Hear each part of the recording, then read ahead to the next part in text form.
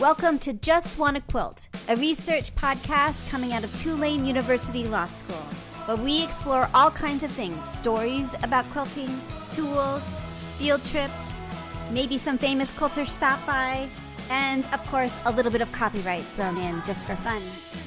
This is Elizabeth Townsend Guard. I'm a law professor at Tulane University Law School, and I just wanna quilt. So today we talk to Mark Darrell, who is known on YouTube as the Quilting Marine. We also talked to his wife, Yvonne, who is the producer, director, editor of the YouTube videos, and they're both just fabulous. They're so much fun. Here they are, the Quilting Marine. Tell me your name and where you're calling from. Okay, my name is Mark Darrell. I go by the Quilting Marine on YouTube. I'm calling from Powder Springs, Georgia. Powder Springs, Georgia. Oh, very cool. Okay, well, what's your first memory of someone sewing or quilting in your life? Oh, wow, my first memory. Actually, it would be myself, really. Yeah? I mean, to be honest.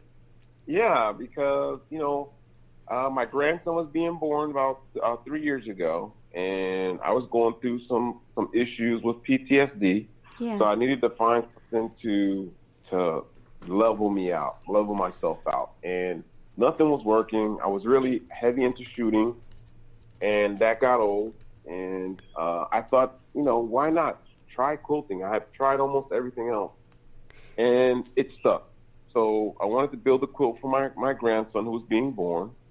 And and it was so raw to me and so new to me. I just jumped in feet first. So I grabbed whatever I could off the Walmart shelf, and I just started, and it stuck. I don't know what it was. It just stuck to me. Yeah. And I love it. Isn't that interesting? All right, let's go back. Yeah. So interesting. So the PTSD, I've heard your story before. Tell me a little bit. You said that you were doing shooting, tell me a little bit about what you were doing before. What did you try before you got to quilting? Okay, so I've tried, well, I was really big into motorcycles. So when I came back off my tours, they have what's called a combat high. When you're in combat, there's this high that you're in. It's euphoric, kind of.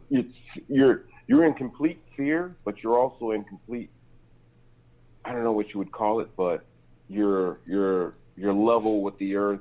You're level with life. It's really weird. But when you come home, you can't find it. You can't find it watching TV. You can't find it sitting on the couch.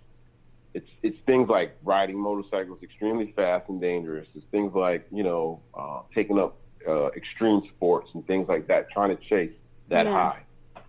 And I did just about all of it. And it came to a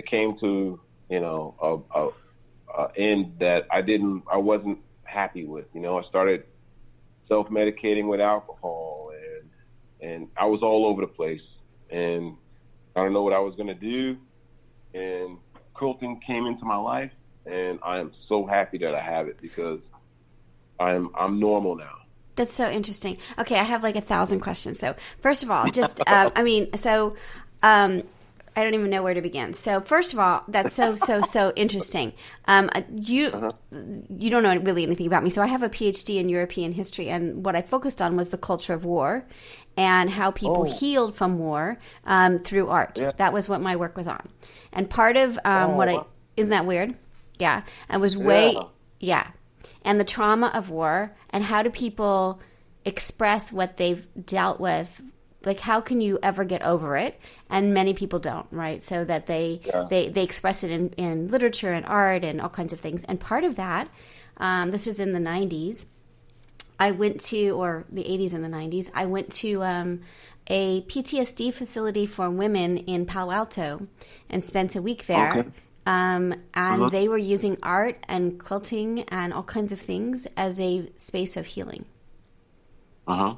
And so I think about so that's the first thing that came to mind is art helps heal. And yes. And I'm curious how your experience of that is. And then also that quilting can be as much that you found peace in quilting. I'm really curious about that too. So I found it, I'm just completely enthralled with your story on so many levels. Our family, you know, we have artists in our family. My daughter is an artist. My cousin, you know, my sister-in-law, they're all in the art. Yeah. So, you know, it was circling around me. I just didn't take it. You know, I thought it wasn't, you know, as a man, and as a man who's, my wife says, you know, hard on the outside and soft on the inside, but we won't tell anybody else that. But I thought it was masculinity that I needed to recover or to help myself, and it wasn't. It was something that I needed. It was something softer that I needed to help me, and so I couldn't grasp that at all. Yeah, you know, it was called the marine machoism. You know, the machismo, being a type. You know, because serving in recon, I was an A type. So, you know, I just pushed all of the softer side away. And then when I finally reached out to it and it stuck, I realized what I was missing. And, you know, I still have moments. I still have my times where I need time alone. And I still have a motorcycle in the garage too. But it's like, so I still have a motorcycle. I bought a motorcycle recently. And, you know, to be honest, you know, between you, me, and the wife, I think it might have been more of an impulse buy because I know where my sanity is. My sanity is in my quilting room. That's so interesting. When I have moments in my quilting room, when I can be by myself and quilt, all is good. Yeah. You know? And I know when I need it. But also there's times where there's times where it's not enough. You know, when I have bad dreams, you know, when I have flashbacks and stuff, you know, there are smells that still today, like burning leaves. When I smell burning leaves, you know, it smells like death to me, and it brings me back. So, you know, having a room that I can go to and quilt brings me back, you know, and it's hard to explain. I get it. It's even harder to explain to people who don't understand what it's like to be in such a violent, you know, on edge 24/7, and you guard up 7. You know, there was a day not too long ago where I was driving down the road and there was a box on the side of the road, and I almost freaked out because the thing that came to my head was IED. You know. Yeah. And I'm in America, but why would there be an IED in America? It's really weird. So the things that I hang on to that I don't want to hang on to, but when I go in that room, when I pull out fabrics, and I see all the colors and the patterns that I can go into, it just takes me into a different world. It's so interesting because, I mean, obviously I haven't been to war, but I don't have the PTSD that you have, but I feel the same way when I'm in my sewing space. I feel like the hardness of the world and the difficulties and all of that goes away, and I can just, it's got a meditative quality to it.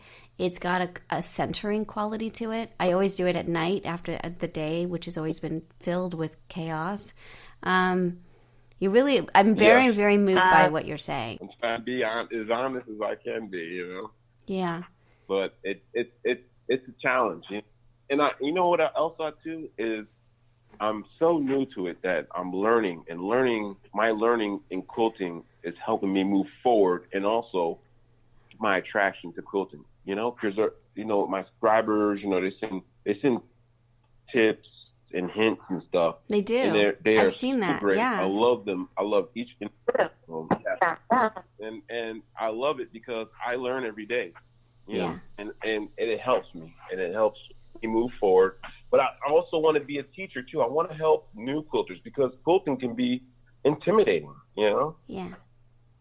Yeah. So I want new quilters, mostly men. I would love to be a hang-on for men to come into quilting because I think it's to men. I think men could progress in quilting a lot. So tell me, what do you think we need to do to support men quilting? Do you see, like, is there something specific in the industry, or having role models like you and Seth Hackler? And there's a bunch of them, a bunch of people out there that are really, men out there that are really leading the way. What else how can we be supportive? That's a great question, because quilting is known to be done by women. But it's the market and the industry is driven toward women. I don't know what you would do. I don't know, other than getting guys out there and getting faces out there, maybe have a fair where there's male quilters, but there's so few of us. It's not like we could pack a building. Yeah. I don't know. Seth was saying that, like,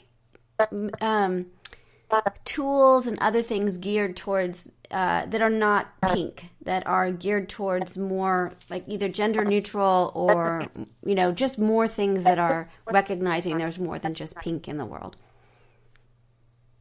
Do you feel that way? Yeah, because when I first came in, the fabrics, I was like, okay, why do all these fabrics have flowers on them and butterflies? And yeah. It was hard to put together a quilt with things that didn't interest me. So, I would have to go out and find fabrics that had a little more masculinity to them. Now that I've been doing it for 3 years, now I understand the industry. I was bullheaded about being, about fabrics and products being designed mostly for women. But I understand the industry now a little bit better. So, Robert Kaufman, he's my favorite fabrics designer. So a lot of his fabrics are not necessarily designed towards guys, but he's one of my favorites. So I always tend to use his fabrics because I can find what I want when I'm going through his designs. Yeah. But it's I'm not it's not like I'm hard on what fabrics. I don't know how to say it, but I've come to realize that the world that I'm in, so I know where to go to get with what I want. Yeah. But when I first started, I was completely lost. Yeah. I was in Walmart grabbing stuff off of the shelves, and then I was using a rotary cutter on my wife's island and stuff. I was just so raw at it. Yeah. I loved it. From the first stitches that I put down, I knew that I was going to stay with this probably for the rest of my life. Yeah, that is so interesting. We hear this. This is I think that people listening are going to say, that's me, right? Which is so interesting that there is something about quilting that makes people, I get it. It's so weird. Why do you think that is? Why quilting? I think it's so serene. I think even though you're using a machine and you're not actually hand quilting, I think there's some serenity to quilting. I don't know why that is. But when you put pieces together and you pull them out and you hold it up, it just makes you feel like, wow, I created something. Yeah. And when you're creating something, I don't know, it gives you, it levels, I don't know what to say. I know. It's interesting, right? We need scientists to study us quilting, right? I would definitely offer myself up to be studied in why quilting. Me too. All right, we need a scientist to study our hook us up to a whole bunch of things and sort of see, why do we love it? Yeah, why is that? And I'd have taken up quilting years ago. Oh, who knows where I'd be right now? I probably have my own fabric line or something, but I am definitely in it for the long haul. Yeah. So interesting. And I can't believe I didn't have, the access to it. Well, I can believe didn't have the access, but I just didn't realize, that it was out there when I was coming up, Yeah. I've heard this. I've heard this before. People have said this. Like, if I had found quilting earlier, what would I be at this moment? That they find great. So interesting. All right, tell me a little bit about the YouTube channel. Tell me about how that started and how you do it. Okay.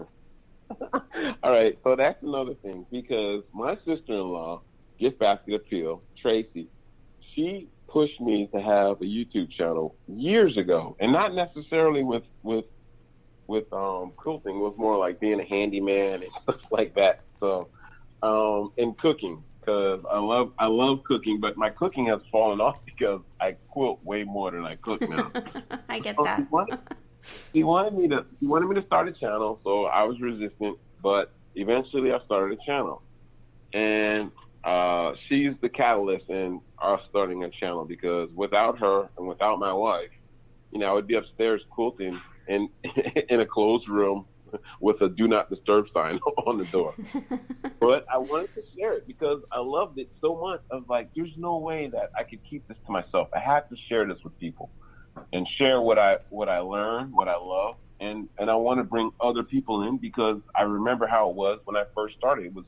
It was hard when I first started to find easy videos to follow and the right things to have. So I told myself, you know what? I'm going to start this channel just so I can bring in new quilters. That's great. And we looked for a name, and it was a subscriber, and I don't know the subscriber's name, but they suggested, it was one of Tracy's subscribers, and she suggested the Quilting Marine, That's and great. it stuck. And it took off from there. So my first video was welcome to the channel, and I was so stiff, and I was talking like a robot. And my sister-in-law Tracy and my wife, they harassed me about it, but it shows the progression from that video to our last video made. You could tell I'm more comfortable and more Totally. and more, I don't know, more comfortable and definitely more professional about it, more proficient with making the videos. But, the videos are also my therapy. Quilting is my therapy. It really is. And So great. making videos, and you're okay? Yep, I'm good. Oh, and making the videos, it helps me. But Yeah. I've never watched the video. Really? I've never watched the video.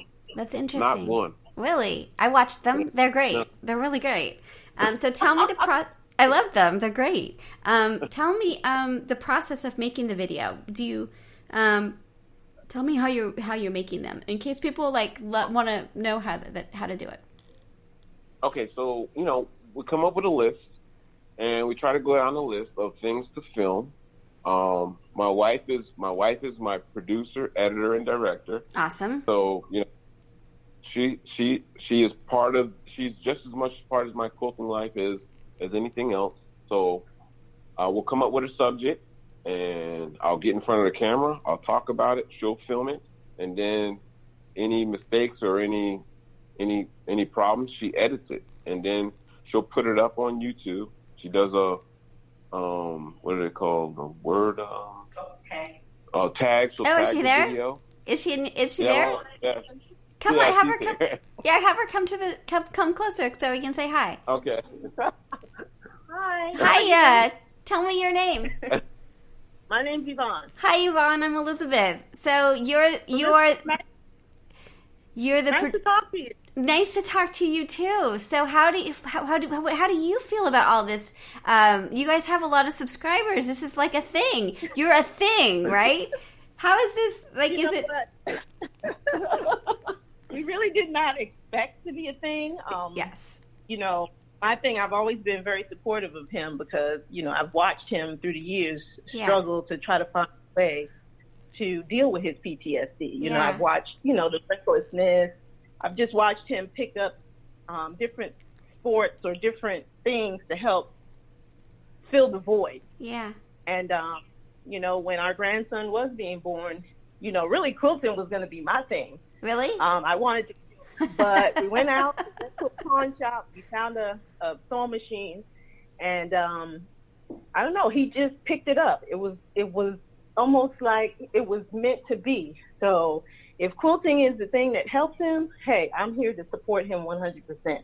That's so amazing. When the channel developed, yeah, it was kind of like, if it helps you with your PTSD, it can help so many other people. Depression, just how people are so hard on themselves about everything, and life is just too short to be hard on yourself about everything. So when he came up with the motto, it's only fabric and it's only thread, it was kind of like, you know what, that really makes sense. Why be so hard on yourself about something that is a love expression for someone else. Yeah. And so I support him 100% because I see what it does for him when he goes into the quilt room and he does his crumb blocks or whatever it is, and he comes back out and he's a different person. He's a different person. It's so interesting because I was saying, I don't know if you heard that, I am the same way. Like I mean, I'm not, so I know I'm had a cruddy day or I've got a headache or like I'm about ready to scream at the family for no reason. I go in and I sew and it changes who I am. I'm a better person. Exactly. It's amazing, right? Yeah, it really is. Because you can see the transformation happen, and if I see him getting uptight, I'm like, go ahead and go into your quilt room and do your thing. Yeah. And when he comes back out, he's refreshed. Yeah, me too. He is refreshed. Me too. So, yep. It's really true. It's weird. It's so weird. I don't know. We need why that is, but it changes. It feels like it's almost changing my, the chemicalness in my body, right? Like it's changing. Exactly. It's not just about like I need a timeout. There's something more than that happening. Mm-hmm. Yeah. So if it does that for him and it does that for you, then I can only imagine that it can do it for other people. Yeah. Right. We're just two people who are. Right. I always told him he was a great teacher, and when he finally decided, because my sister is Gift Basket Appeal, and she was the one kept saying he should have his own YouTube channel. He should do it, but he wasn't ready. The timing always has to be right. And when it finally, he got his quilt room together, and she came over and she debuted it, and that it was there that it was birthed. Amazing. The Quilting Marine. That's amazing. Yeah. And so now tell me he's how. Just gotten more.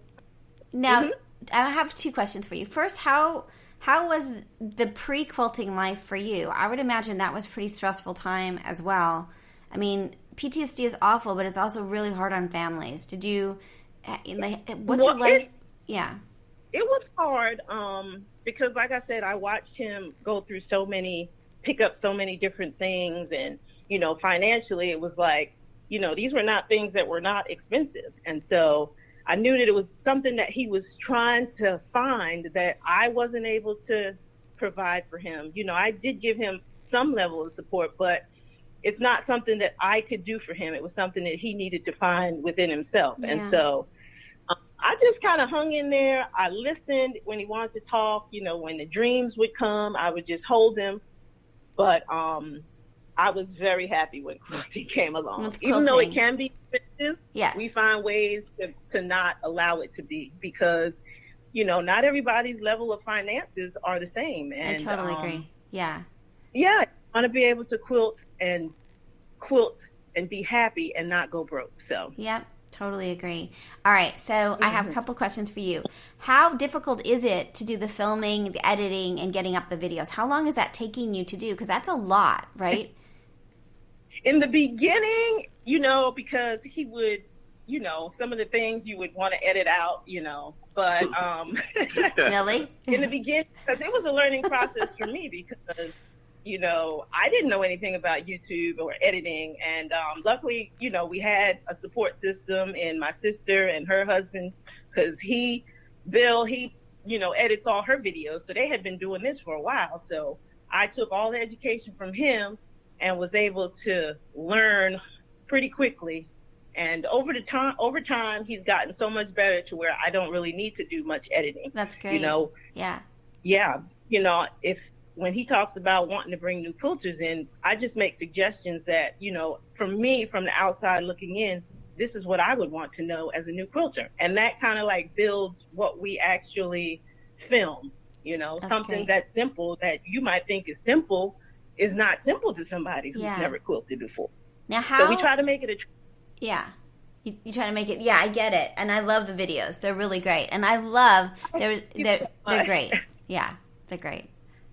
How often do you film? Do you film a bunch at once, or do you do what's the production schedule look like? There isn't really one. There used to be more time when he wasn't working, or he wasn't. I wouldn't say he wasn't working, but he was in between looking for what he wanted to do. Yeah. And so we used to film a lot more, and now it's almost as if the channel has morphed into something a little bit different in that even though we're just two people, you know, filming, we've now found ways in which to be able to show people how much we appreciate them through quilting. And so we've, you know, we had the Secret Sew project, which is still going on, and now we're going to be launching the Love Shouldn't Hurt operation, which is about to start. And so being able to share love quilts with others. Yeah. And so I kind of morphed into something completely different than we thought it would be. Interesting. Tell us a little bit more about those projects in case people don't know about them. Okay, so the secret, do you want him or do you? Yeah. Go ahead. It's good. I'm good. So the Secret Sew project, which actually came to us through some subscribers, Kevin and Liz Gubernatis, we always try to give them their due appreciation because it wasn't something that we would ever thought of. So the Secret Sew project was have subscribers send in blocks. It was red, white, and blue because it was in support of veterans.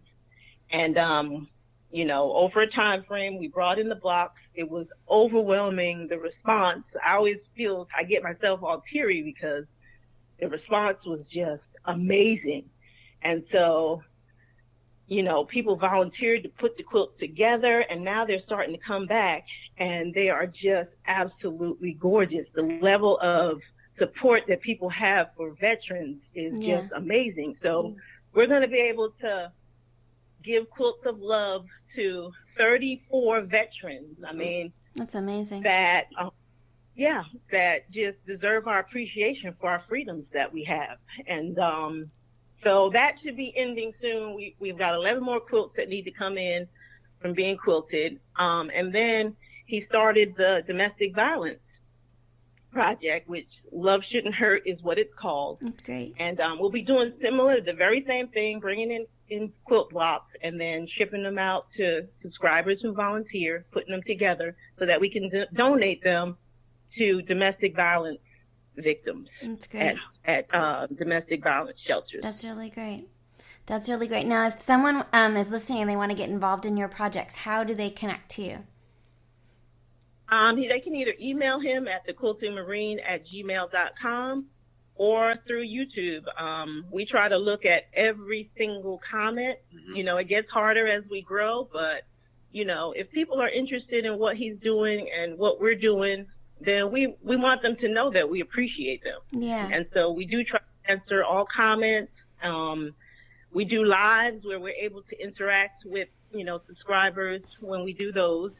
But probably the best way would be through his email, thequiltingmarine@gmail.com. Now, I have to put my two hats on. My entrepreneurial hat asks, are you do you have plans for sponsorship or sort of growing it or monetizing? Like, do you have any sense of like where you're taking this, or have you thought about that at all, or you don't want to do that at all, or any thoughts about that side of it? Well, the channel has already been monetized, and he's gotten a couple of he's done product reviews, and some of these companies have reached out to him, you know, and sent him products. Yeah. But we haven't really. Yeah, it's not really the goal. I mean, I don't want to lose track of myself and That's what great. I really started out to be. Yeah. You know, because I still need time for myself too, you know? Yeah, no, I get it. Yeah, I mean, that switch from like why you're doing, like keeping the mission of why you're doing it is so important because the world can take over it, and then it's not your space of happiness anymore, you know? Exactly. Right, exactly. Yeah. Touche. Yeah. Exactly. Yeah, I feel the same way. You know, I really just wanted to hear people's stories and connect to people, and I have to be really protective at the moment. Not super protective, but I have to keep remembering myself why I'm doing this, which is because I really just want to quilt and hear about other people's stories about quilting. Exactly. You know? And he always said, I always ask him if at the point that it doesn't feel good for you, then we won't do it anymore. Yeah. Yeah, it'll be shut. Yeah. Yeah. I mean, do you know, it's so funny. I just interviewed this super, super, super famous person that's a quilter.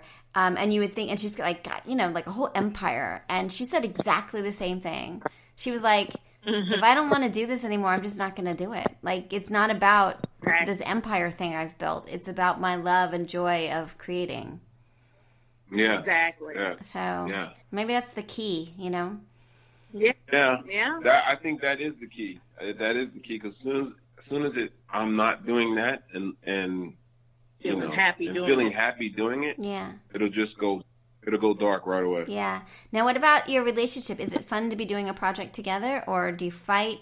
My husband and I do a lot of projects together, so sometimes they go great, and sometimes it doesn't go well. So just depends. You know what? He's the spearhead on this. You know, like if he doesn't want to do it, we don't do it. I've always wanted to be in the background. I didn't necessarily want to come to the forefront, but she has her own fans now. Eventually it happened, and you know what? Hey, if that is, I think it's a great relationship, and I think they enjoy it. Yeah. And eventually we're going to roll out, our background and how we met, so that they can understand how deep. We have a huge, very long history. Yes, we do. Of being in love. That's great. Yeah, me and my husband do. My husband and I do too, and I feel like we're old shoes, like.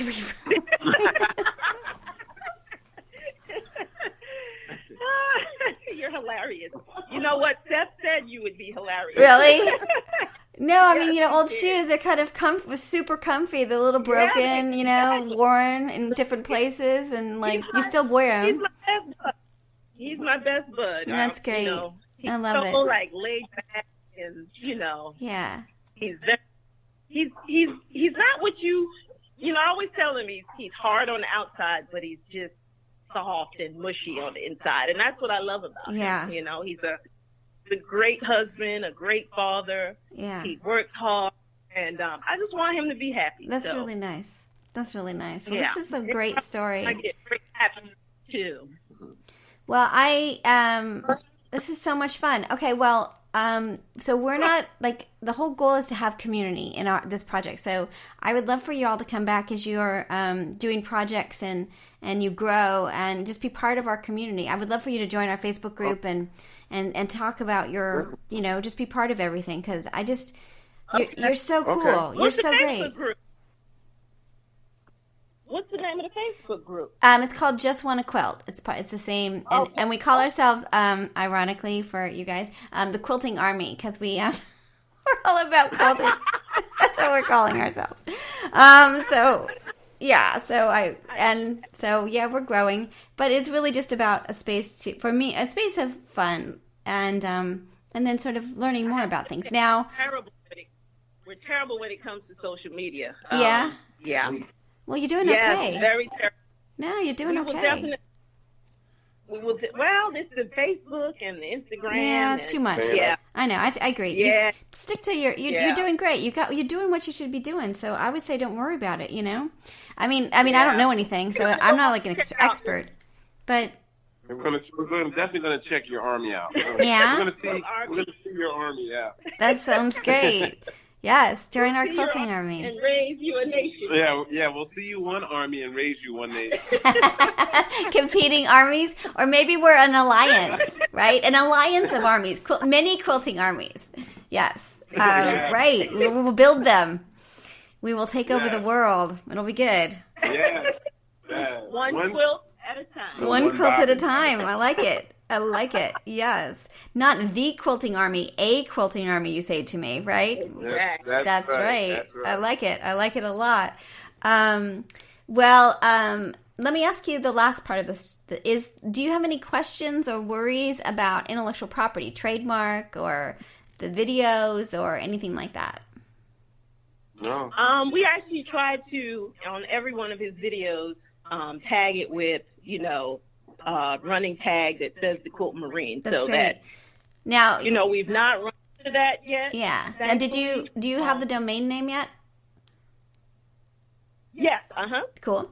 And are you interested in doing a trademark on the Quilting Marine? Because we have resources that can help you with that if that's something you're interested in. Oh, really? Yeah. Yes. So send me an email, but idea. Yeah, go ahead. we had no idea how to do that. We researched it, but it looked so intimidating. Yeah, it's not. So we have a pro bono lab. We have a pro bono trademark lab where you apply. And if you send me an email, I'll send you the link and I'll introduce you to the person that does it. And you still pay the government fees, which are like $200 or $300, but you don't pay any of the legal fees. So yeah. Thank you. Thank you. Yeah. So you need to get into the you apply for it, but if you send me an email, I'll introduce you to Matt, who runs that program, and encourage him to accept you guys into it. So it's just happening now. It's a perfect time for you to apply. So my email is Townsend, TOWNSEND at Tulane, and I can send that to you in a. You have my email. Townsend. Yeah, Townsend, TOWNSEND, and then just the school at tulane.edu. So, so send me an email today. Say, hey, thanks for, it was a great interview, or no, it was a crappy interview. It was a really crappy interview. No, I'm just kidding. Send me and then I'll be able to say, Matt, this is a really worthy project, and let's see if we can try to, I would really encourage you to accept them into the program. So, much appreciated. Of course. No, that's what it's all about. Well, this is so fabulous. This is so great. What else? I don't know. We didn't quite know what to expect. But look, now you can tell Seth you beat him to the interview. That's funny. Yeah, well, this is good. We also are going to have a booth at Quilt Festival in Houston, which is awesome. Oh. And you should think about applying next year if you're interested, because you do demonstrations, and it doesn't cost, for nonprofits, it doesn't cost anything except maybe like $50 for electricity. I don't know. There's like small cost, but not a huge amount. And they give you a booth, and then you can tell your message and show your demos and talk about your story. But you can sort of see if I don't know how hard it is to get accepted, but it's not. And you go to Houston for 5 days and tell your story and all that. But this year, if you want to be part of our booth, you could send us a quilt or something, and we'll put it up in our booth, because our booth is about who we are. So that we're going to be displaying we're going to be both, we're going to have a big TV, we're going to have a big PowerPoint going all day long, but the booth is going to be decorated with all the people that we've been interviewing and who are part of our Army, to sort of show the variety of who we are. And we are many things. Okay. So it could be small. It could be a block. It could be anything you want. Yeah, that's what we're doing. All right. And that's November. Great. Yeah. So. Thank you so much. Thank you, Elizabeth. Really. Yeah, of course. Thank you so much. So that's what I know. I don't know. What else? Yeah, and if you come I look forward to the next one then. Yeah, that'd be great. And if you find yourself on your motorcycle headed to New Orleans, come visit. Come hang out. Come stay here. Okay. So, yes. Ridiculous. Right, I'm gonna send that email right now. Okay, cool. Awesome. Well, let's stay in touch. And again, let's play some more, because this is great. And I can't wait to see what your story is. I think it's really great. And part of what we're trying to do is help people, not that we know very much, but, help people along the way. So if things come up, just reach out. Just reach out. Thank you so much. Yeah, of course. Well, this is great. This has been so much fun. You'll be hearing from me. Okay, fabulous. Have a great day. It was so great meeting both of you. So this is Elizabeth Townsend Guard. You've been listening to Just Wanna Quilt, a research podcast coming out of Tulane University Law School. We want to hear from you. Join our army, our quilting army. Go to our Facebook page. Suggest people